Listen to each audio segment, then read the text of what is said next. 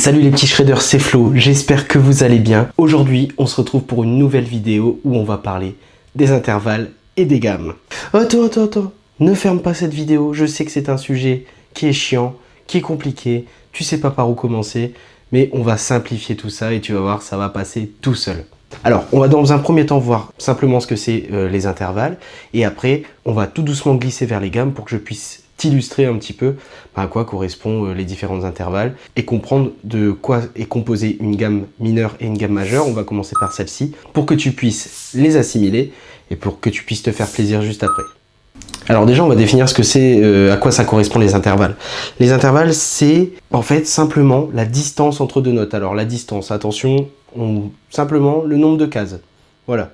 Un demi-ton, ça correspond à pas de case d'écart. Un ton, ça correspond à une case d'écart. Après, si tu mets deux tons, bah, c'est deux cases d'écart, etc., etc. Mettons-nous en case 8 sur la corde de mi. Donc le Do. Si je fais un demi-ton, bah, je n'ai pas de case d'écart. Donc voilà, on passe de la 8 à la 9. Si je fais un ton, bah, j'ai une case d'écart. Et donc on passe de 8 à 10. Voilà, c'est aussi simple que ça. En fait, on va pas forcément tout le temps parler en ton, demi-ton, etc. Mais beaucoup l'utilisent et beaucoup les emploient. C'est important quand même que je vous l'explique pour que, si jamais vous tombez sur d'autres vidéos ou de sites qui parlent de ça, vous avez au moins connaissance de ce dont ils parlent. Alors, je vais vous expliquer un petit peu l'appellation des notes et aussi comment se compose une gamme. Donc on va avoir la gamme mineure et la gamme majeure, puis on va les décortiquer. Donc il faut savoir qu'une gamme elle est composée de 7 notes. On va commencer de 1 jusqu'à 7 pour arriver à l'octave qui sera la même note que la première. Donc on va prendre notre première note qui va s'appeler la fondamentale. Ensuite, dans la gamme mineure et dans la gamme majeure, la deuxième note, il y aura une case d'écart. Donc il y aura un ton. Voilà, et on va l'appeler la seconde. La troisième note, c'est ce qui va définir si votre gamme elle est majeure ou si elle est mineure. C'est la tierce. La tierce, elle peut être mineure et elle peut être majeure. Mineure, c'est quand c'est un peu triste, et majeure, c'est quand ça sonne plus joyeux. Par exemple, si je prends un Ré, Ré majeur, Ré mineur, et on a changé en fait qu'une note, c'est celle-ci. Donc c'est pareil pour les différentes gammes. Donc là, après ma seconde, il y a un demi-ton d'écart, donc je n'ai pas de case d'écart pour la gamme mineure. Par contre, pour la gamme majeure, j'ai un ton d'écart, donc j'ai une case d'écart après ma deuxième note.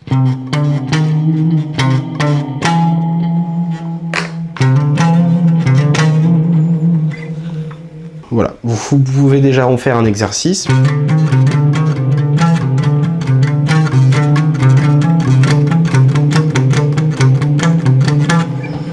Donc fondamentale, seconde, tierce mineure, tierce majeure. Ensuite, juste à côté, vous allez avoir la quarte. C'est juste à côté de votre fondamentale, et ça c'est partout pareil. Vous allez avoir la quatrième note de votre gamme, c'est la quarte. En fait, elle se trouve juste ici, si on prenait sur la même corde, donc, ou alors...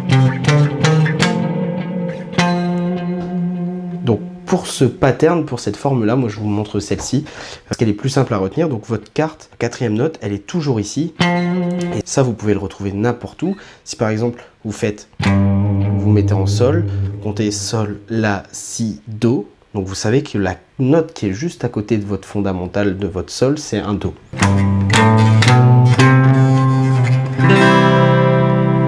Et ça, c'est pareil partout. Là, do, ré, mi, fa. On sait que là, c'est un fa.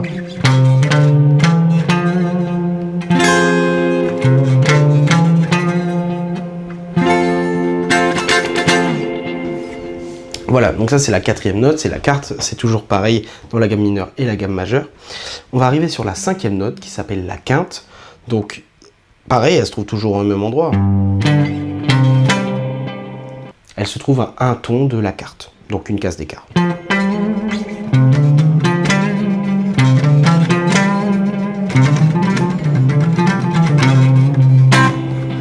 On va passer sur la sixième note. Alors là, la sixième, du coup, en fonction de si vous jouez une gamme majeure ou une gamme mineure, la sixième, la sixte, elle peut être elle aussi mineure et majeure. Du coup, si on est sur une gamme mineure avec une tierce, donc la troisième note qui est mineure, bah, celle, la sixte, elle va être aussi mineure, donc avec un demi-ton après votre cinquième note.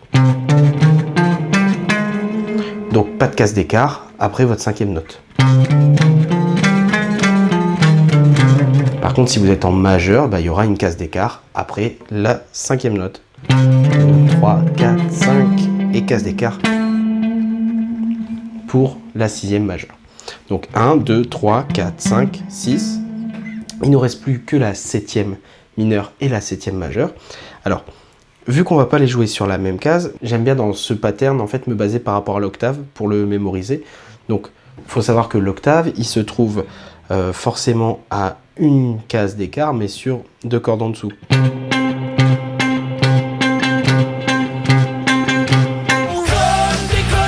Retenir que pour la gamme mineure et pour la septième mineure, il y a une case d'écart entre la septième et l'octave.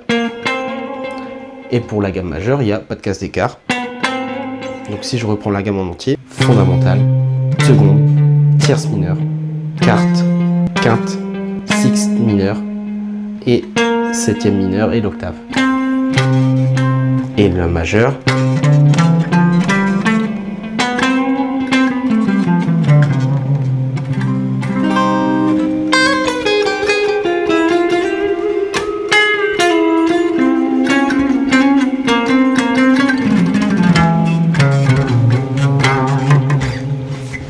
Là, vous voyez la forme que je vous ai montrée sur la gamme majeure, par exemple. Il faut savoir que cette position, une fois que vous êtes arrivé ici, à l'octave, vous pouvez refaire la même forme et puis ça va sonner de la même manière. Vous allez refaire les mêmes notes en fait. Il faut juste faire attention parce qu'entre votre corde de sol et votre corde de si, il y a une différence parce que toutes nos autres cordes sont accordées sur des quartes, donc avec 4 notes d'écart, sauf la corde de sol et de si où il y a 3 notes d'écart. Du coup, c'est pour ça que vous avez toujours des changements en fait. Donc si on fait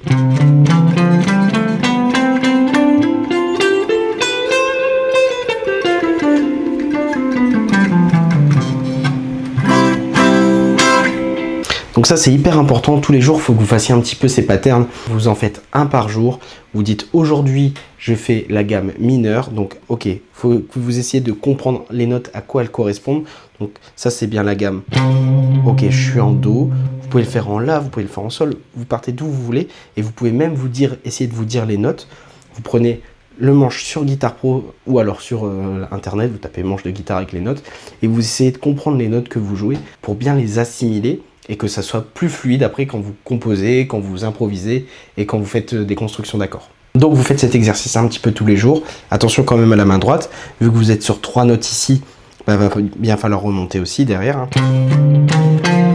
Vous voyez ?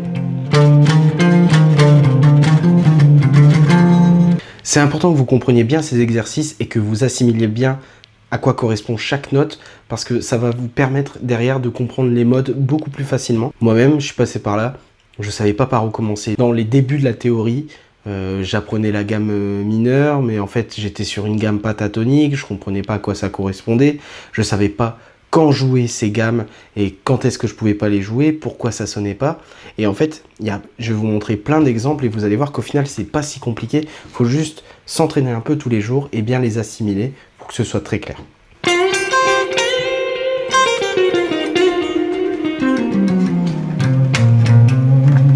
Si la vidéo vous a plu, n'hésitez pas à liker, à la partager et à vous abonner, ça soutient énormément la chaîne, ça me fait très plaisir. Et aussi, surtout, s'il y a des choses que vous n'avez pas compris ou des sujets que vous souhaitez aborder, vous les mettez surtout en commentaire. Si vous voulez qu'on discute un petit peu ensemble, vous m'envoyez un petit message sur Instagram. Ce sera avec grand plaisir que je vous répondrai si jamais vous avez des questions. Et puis voilà, moi je vous dis à très bientôt et à la prochaine.